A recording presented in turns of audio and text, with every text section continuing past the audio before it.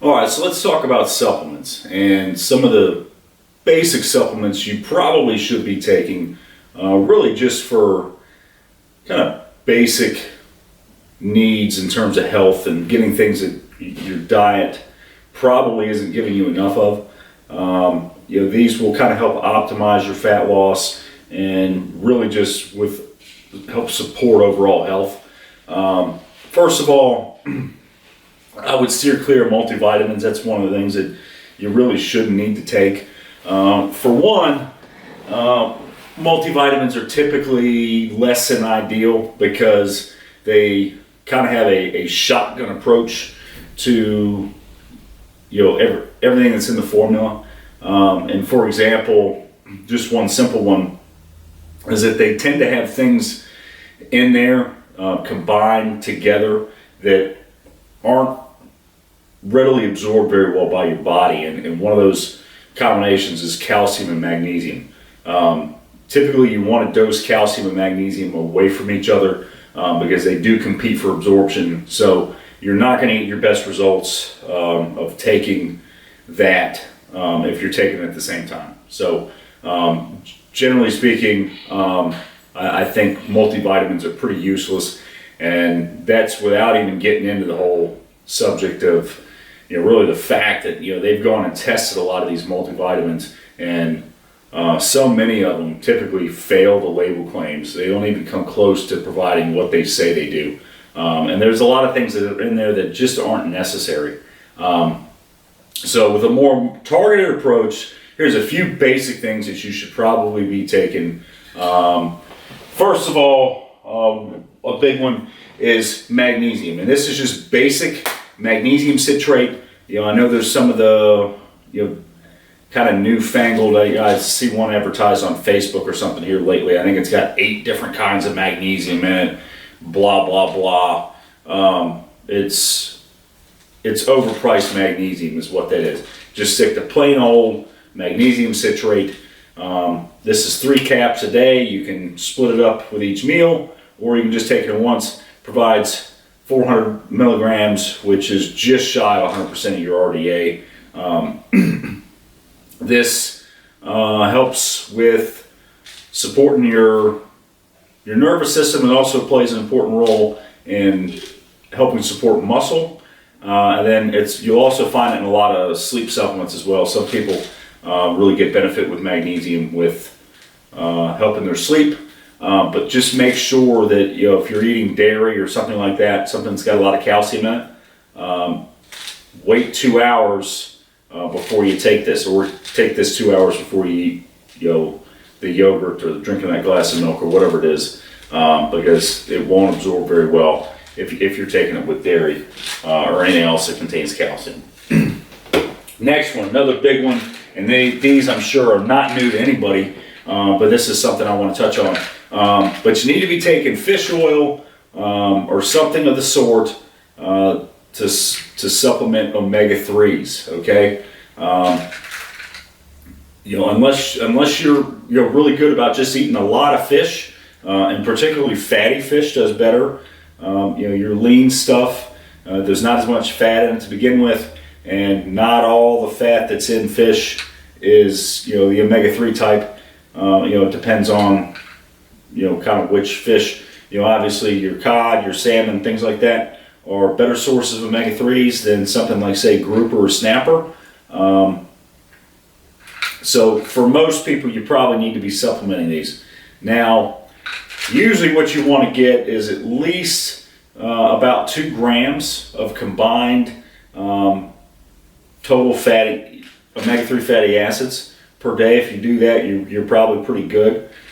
So there's different things. You can take cod liver oil. This is just plain old regular fish oil. This is krill oil. I happen to take both of these. But one very, very important thing to look out for when you're buying these, and ultimately I don't care which brand you buy, and there's a lot of really good brands, things that companies that generally make pretty good stuff, that don't have this little stamp right here where it says that it's been USP verified. This is just nature made. You can find this at probably most drugstores. And then I buy this. This is the Kirkland brand. I get it at Costco, but it's USP verified. There's brands like Now. There's some, otherwise, really solid supplement companies that are making fish oil. But and it's not to knock them as a company, but if it doesn't have that USP verified stamp on it, you don't necessarily know that what you're getting is going to meet label claims.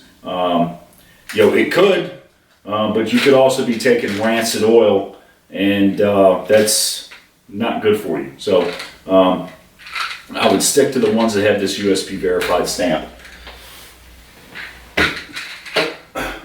Next up, creatine, which is, again, not anything new. If you do any weight training at all, you've probably heard of this stuff. But this is just plain old regular creatine monohydrate. It is probably the most research-backed basic performance supplement. 100% legal. It's natural. It's in meat, red meat in particular. It's nothing bad is going to happen to you when you take this stuff. There's fancy forms of creatine that generally cost more.